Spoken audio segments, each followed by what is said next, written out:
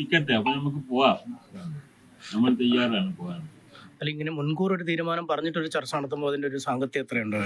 എന്തോ മൂപ്പര് ശരിയായിരിക്കുമല്ലോ, നമുക്കറിയില്ല. മൂപ്പരോട് ചോദിക്കണം. നിങ്ങൾ മൂപ്പരെ കാണില്ലേ? ഇന്ന് രാവിലെ കണ്ടപ്പോഴാ പറഞ്ഞത്. ചോദിക്കാം, അവരോട് ചോദിക്കാം.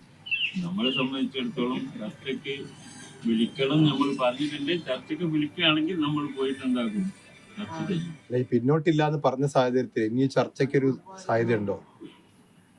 ചർച്ച ചെയ്യാണെങ്കിൽ ഫലം ഉണ്ടാവും. ചർച്ച ചെയ്താൽ ഫലം ഉണ്ടാവുമല്ലോ. മനുഷ്യന്മാർ മുഖത്തൊക്കെ അങ്ങോട്ട് കൊണ്ട് സംസാരിക്കുമ്പോൾ ഫലം കിട്ടും.